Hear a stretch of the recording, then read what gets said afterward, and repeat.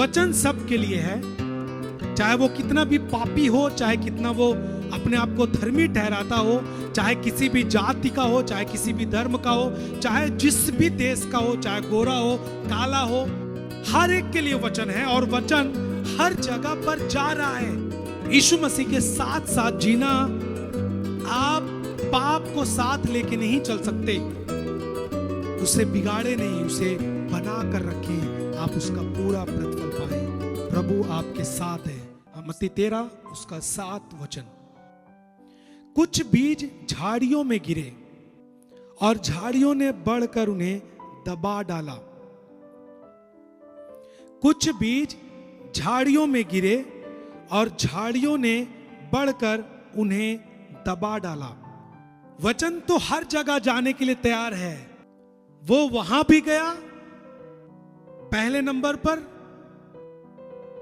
जहां पे वचन मार्ग के किनारे गिर गया, अविश्वास के कारण, संदेह के कारण वचन उस व्यक्ति के हृदय में नहीं जा पाया और वो मार्ग के किनारे गिर गया और दुष्ट उसे चुरा ले गया। वचन तो वहां भी गया जहां पर पथरीली भूमि थी, लेकिन पथरीली भूमि के कारण वचन बढ़ नहीं पाया, वो सूख गया। और वचन झाड़ियों के बीच में भी जो भूमि है वहां पर भी जा रहा है। वचन सबके लिए है, चाहे वो कितना भी पापी हो, चाहे कितना वो अपने आप को धर्मी ठहराता हो, चाहे किसी भी जाति का हो, चाहे किसी भी धर्म का हो, चाहे जिस भी देश का हो, चाहे गोरा हो, काला हो, हर एक के लिए वचन है और वचन हर जगह पर जा रहा है। लेकिन बात यह है कि कौन उसको अच्छी भूमि तैयार करके दे रहा है। अब वचन बीज जो वचन है वो झाड़ियों के बीच वाले खेती में भी जाता है, लेकिन झाड़ियों ने बढ़कर उस बीज को भी दबा दिया और वो बीज फलवंत नहीं हो पाया। आपको पता है कि परमेश्वर के दास हमेशा इस बात को बोलते हैं, पापा हमेशा इस बात को बोलते हैं कि आप नहीं बढ़ेंगे तो झाड़ियां बढ़ेंगी। आपने देखा है खेती में, जब आप अच्छी खेती कर रहे होते हैं, लेकिन कुछ झाड़ियां, कुछ ऐसे पौधे होते हैं जो हमारे खेत को नुकसान करने वाली होती हैं, और यदि हम उस पौधों को जो हमारी खेती को नुकसान करता है, यदि उसे हम नजरअंदाज कर दें और ध्यान ना दें, तो वो पौधा हमारी खेती को नुकसान करता है, दबा डालता है।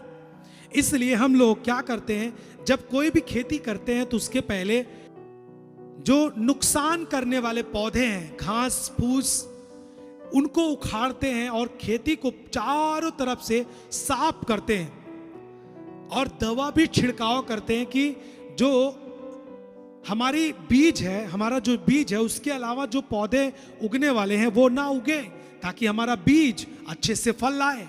लेकिन कुछ विश्वासी ऐसे हैं जो अपने बीज को सुरक्षित नहीं रखते, परमेश्वर का वचन सुरक्षित नहीं रखते हैं और झाड़ियों को नहीं हटाते और झाड़ियों को भी बढ़ने देते हैं, परमेश्वर के वचन को भी बढ़ने देते हैं, और झाड़ियां जो है परमेश्वर के वचन को बढ़ने से दबा देती हैं। क्योंकि जो बीज है, जो परमेश्वर का वचन है, वो आप में अभी विश्वास के रूप में अंदर आया ही है, वो बढ़ ही रहा है कि झाड़ियां सबसे ज्यादा बढ़ रही हैं। ये आप पर निर्भर करता है कि आप किससे बढ़ा रहे हैं, आपके अंदर वचन बढ़ रहा है या फिर झाड़ियां बढ़ रही हैं।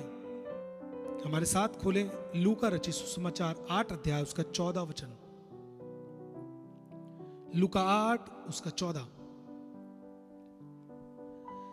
यहां लिखा है, जो झाड़ियों में गिरा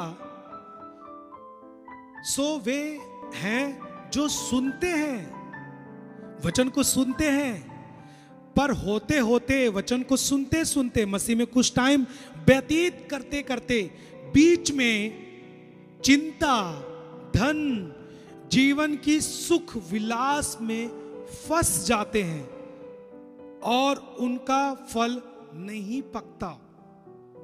मैं बाइबल से पढ़ूंगा, यहाँ पे कुछ अलग है।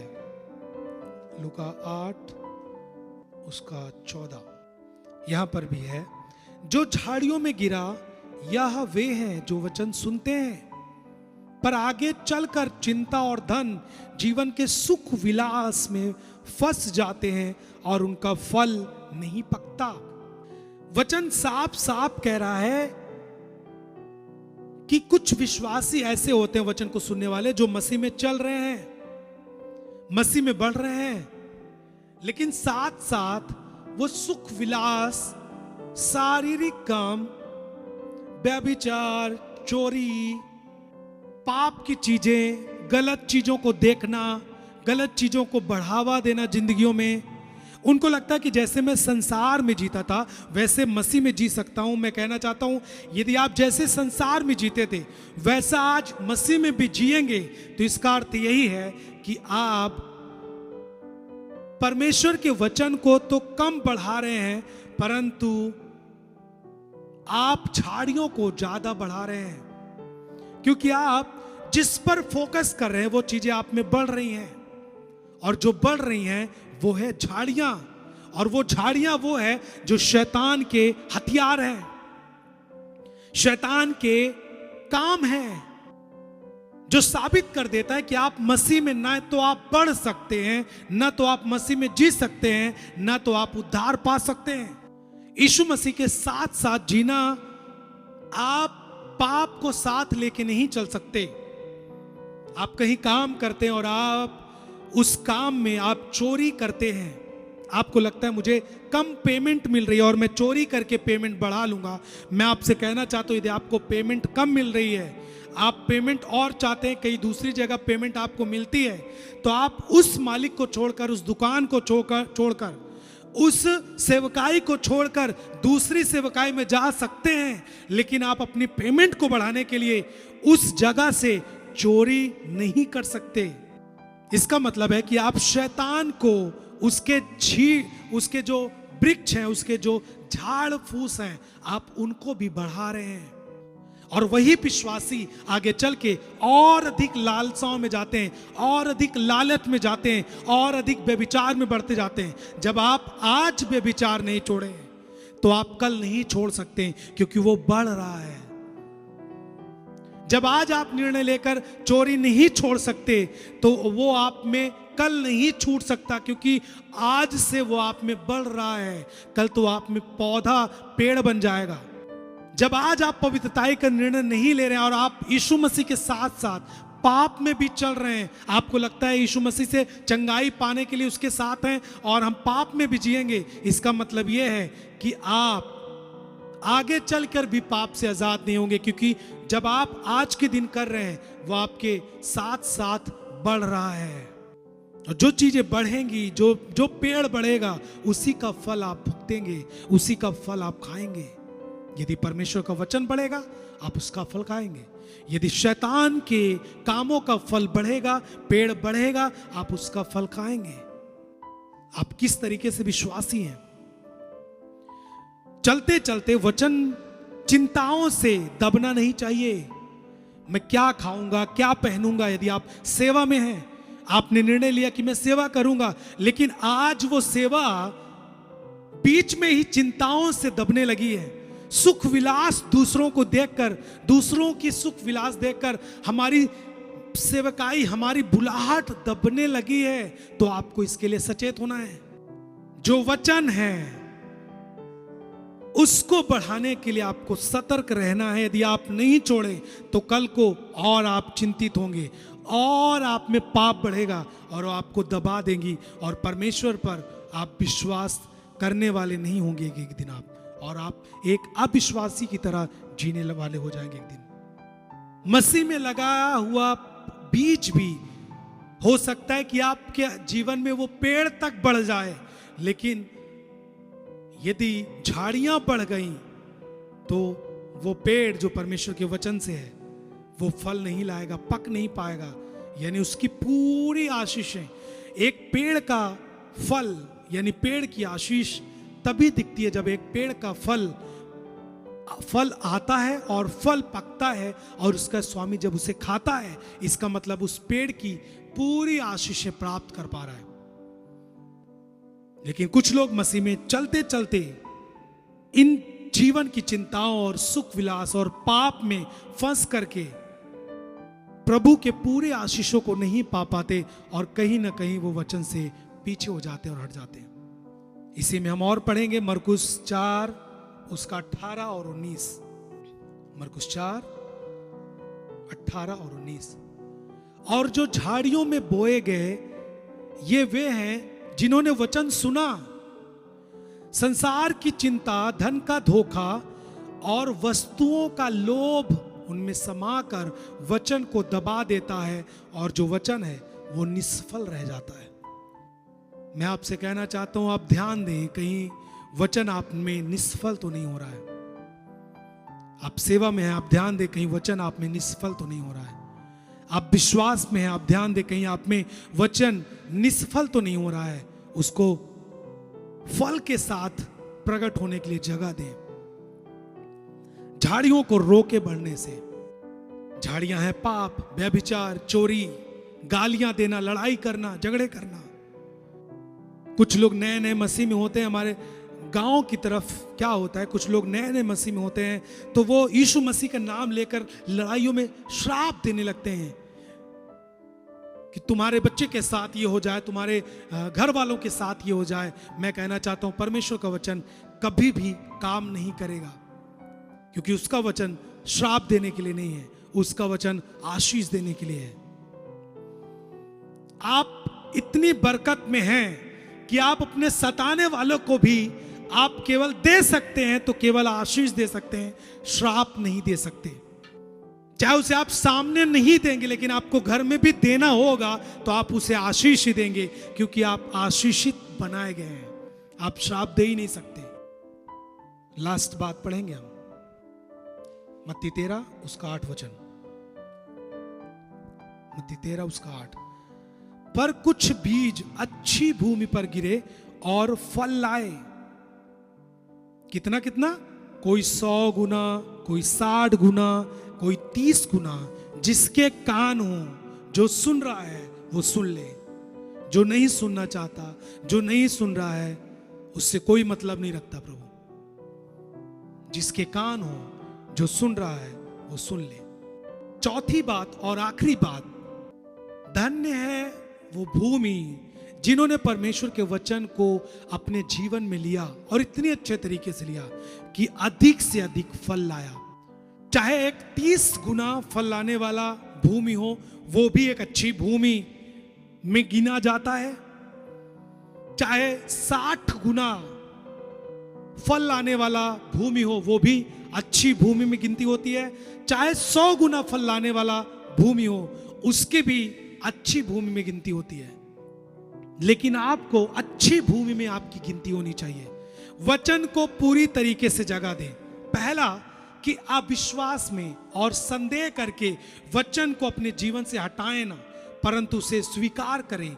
नहीं तो वो वचन शैतान उठा ले जाएगा और आप कुछ चीजों से छूट जाएंगे।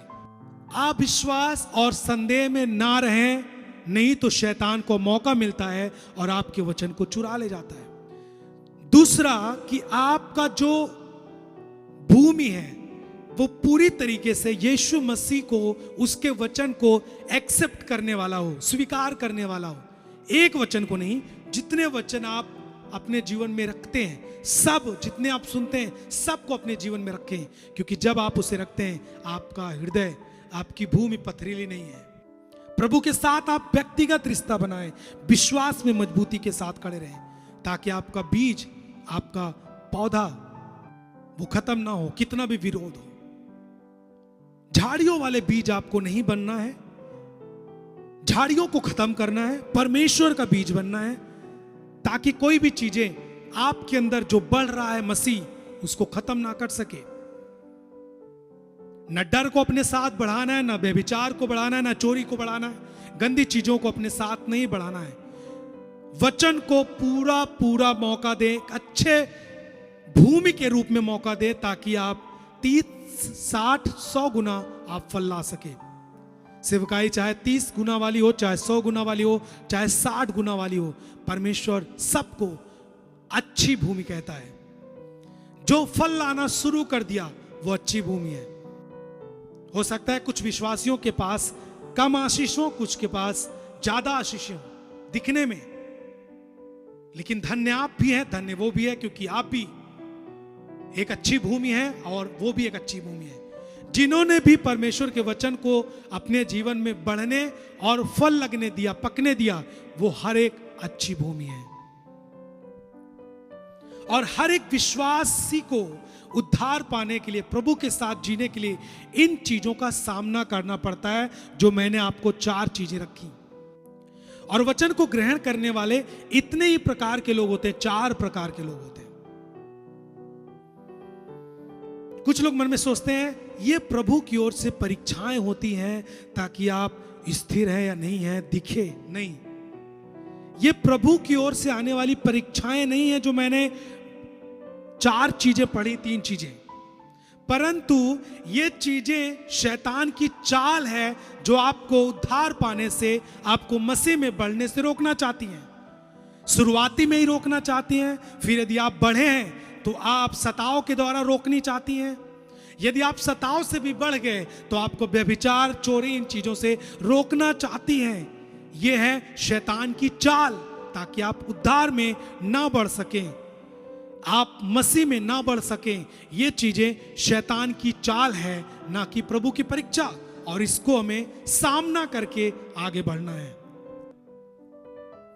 और एक अच्छे फल के लिए, एक अच्छे बीज को फल तक ले जाने के लिए एक जीवित चर्च और एक चरवाहा आपके जीवन में होना जरूरी हो, जो विश्वास की बातें करता हो, जो बड़े कामों की बातें करता हो, जो आपके साथ खड़ा हो और आप उसके साथ खड़े हो।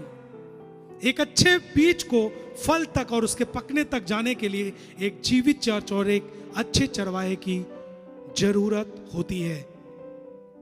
और वो आपके साथ है, वो आपके पास है। आपके पास एक अच्छा चरवाहा है, एक आत्मिक पिता है, और आपके पास एक अच्छी कलीसिया है, जहां के द्वारा आप अपने अंदर बोया गया जो बीज है उसे आप फलवंत कर सके। मुझे विश्वास है जब आप सुन रहे हैं तो आप अपने अंदर जो विश्वास है उसे आप बढ़ा रहे हैं, जो मसीह है उसको आप बढ़ा रहे हैं।